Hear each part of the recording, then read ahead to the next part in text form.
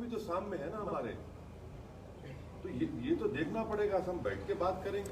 नहीं, लेकिन सर जो सवाल जो अभी किया वो उसी सवाल को मैं फिर से बता रहा हूँ। सीमांचल का विकास सबसे इम्पोर्टेंट है और उसके लिए सरकार बनाने में कोई भूमिका आप अपनी पाते हैं, या सरकार को कुछ इस तरह का सपोर्ट करना, जैसे तेलंगाना में एक रिजल्ट जब आएगा जब ही तुम आपके सवाल का जवाब दे पाएंगे। आप इस पोजीशन में मुझे बोलेंगे स्पेकुलेट करो, मैं क्यों स्पेकुलेट करूंगा? मैं तो आपके सामने जब फाइनल रिजल्ट आ जाएगा आपको भी अंदाजा होगा, मुझे भी अंदाजा होगा, तब फैसला करेंगे। सर, आपका मकसद हमेशा बीजेपी को रोकना रहा है और आप उसके लिए एड़ी चोटी एक किए रहते हैं, लेकिन चलिए आपका शुक्रिया बहुत बहुत, कम से कम आप तो समझे। लेकिन आप समझ गए, बहुत बड़ी बात। सवाल पूरा सुन लीजिए सर।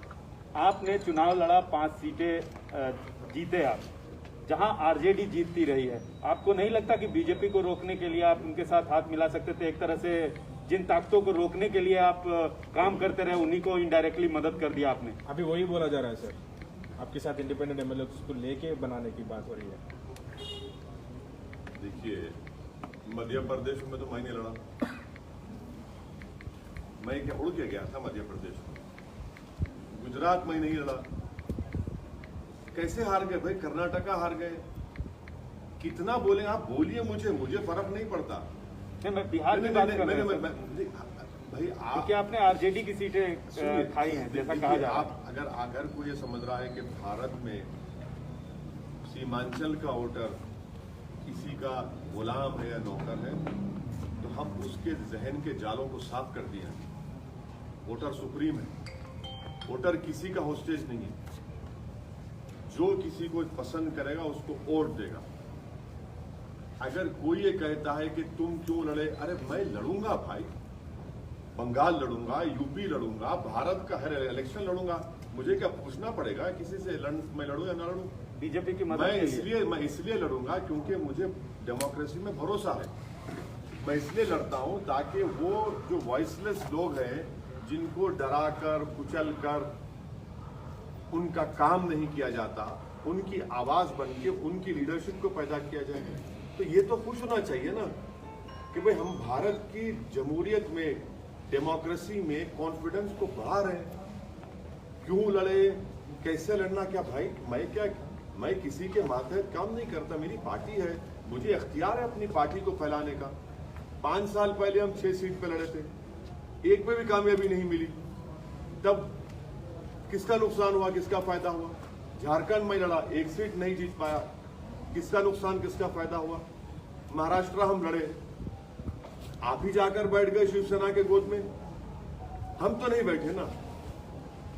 तो ये जो अपने आप को ये समझते हैं कि बस हम ही जिंदा रखें सेकुलरिज्म को, हम उनसे कहना चाह रहे हैं कि भाई साहब बस करिए, आप नहीं जिंदा रखें सेकुलरिज्म को। आप खाली टीवी स्टूडियो में बैठकर ज्ञान देते हैं, जमीन पर आप नहीं जाते। आप इनका सिर्फ एक आर्टिकल लिख दो अखबार में, टीवी पर जाकर ज्ञान दे दो और ओवैसी को गाली दे दो।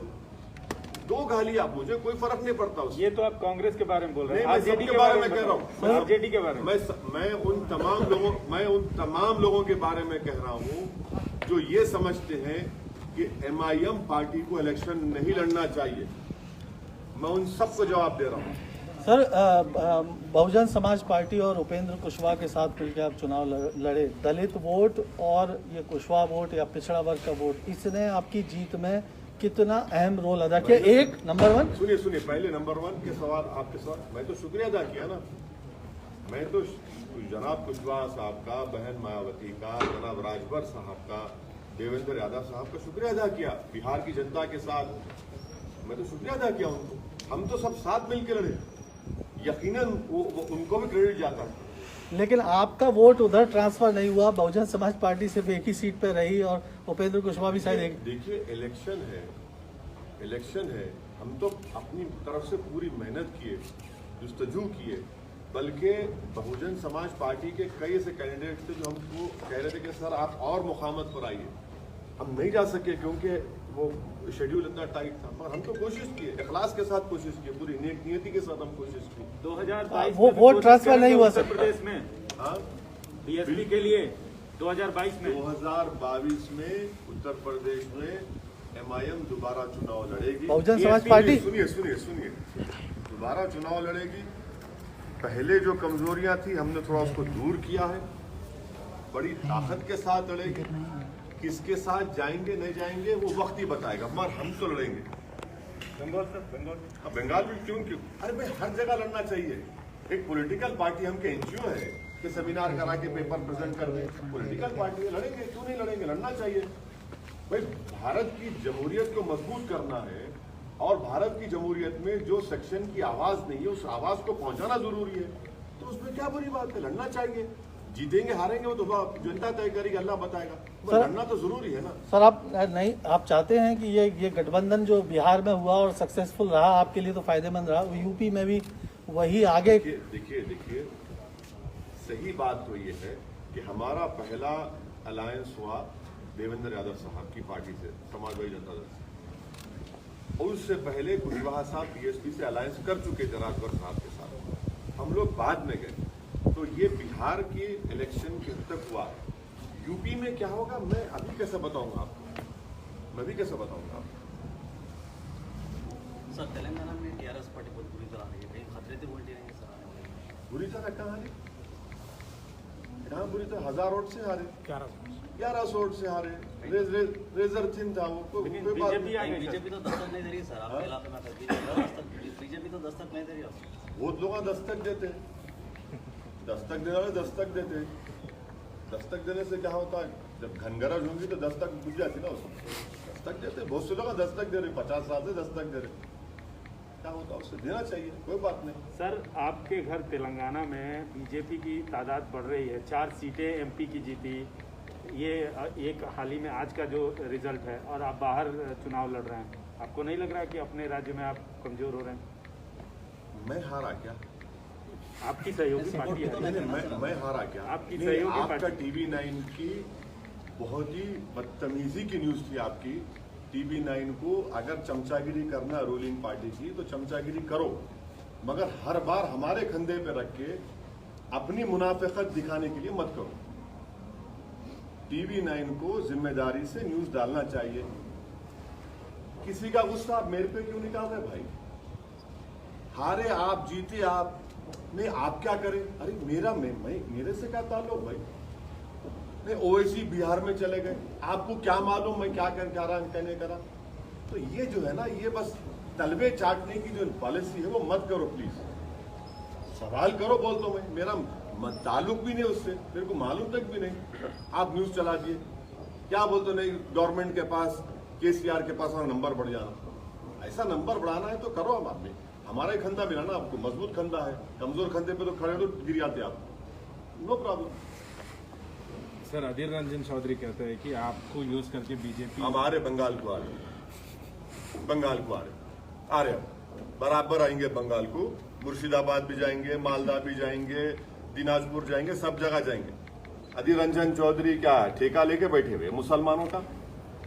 अधीर रंजन चौधरी को बताना चाहिए कि अपनी कॉन्स्टिट्यूंसी में मुसलमान इतने बुरे हाल में क्यों हैं। अधीर रंजन चौधरी को बताना चाहिए कि उन्होंने मुसलमानों के लिए क्या किया। अधीर रंजन चौधरी तुम जान लो इस बात को कि वोट हमारा, राज तुम्हारा नहीं चलने वाला है अभी। आप हार रहे। कल तक जब पूरे एग्जिट पोल्स आ रहे थे तो मिठाइयां खा रहे थे आप, फूल बांट रहे थे, आसमान पे उड़ रहे थे, पटाखे फोड़ रहे थे, वो आगे आगे आगे। अरे 70 सीट दी है ना, क्या किया आपने वो तो बता दो। क्या क्या मैंने मैं आपको एक वाकया शेयर कर रहा हूं। जब ये आखिरी दिन का कैंपेन खत्म हुआ 5 तारीख को, तो मेरी मीटिंग थी कोचा दामन में। मैं कोचा दामन से मीटिंग खत्म करके जा रहा था, तो इस हमारी विक्ट्री में बता रहा हूं आपको, बहुत बड़ा रोल महिलाओं का रहा। मैं अपनी लाइफ में इतनी पब्लिक मीटिंग्स किया हूं, मगर एक पब्लिक मीटिंग में इतनी बड़ी तादाद में महिला आते थे कि गैर मामूली, और यकीनन मैं कह रहा हूं कि उनका बहुत बड़ा रोल रहा। जब मैं लास्ट मीटिंग करके जा रहा था तो मेरे को उन महिलाओं ने रोका कि सेल्फी लेना है। बोले बराबर लीजिए, और मैं भी चाह रहा था कि सेल्फी लिए। उसके बाद एक महिला ने मुझसे कहा कि वैसी तुम्हारे बारे में बहुत अनाप शनाप बोल रहे हैं ये लोग, इनको 7 तारीख को हम बताएंगे, और तुम देखना जब वो डब्बा खुलेगा इसका जवाब हम दे देंगे। देख लीजिए आप, बागडोरा एयरपोर्ट पर मैं गया, मेरे को रोककर वहां पे महिलाओं ने कहा कि हम दिल्ली जा रहे हैं और वापस आएंगे, बड़ा अनाप शनाप तुम्हारे बारे में कहा है।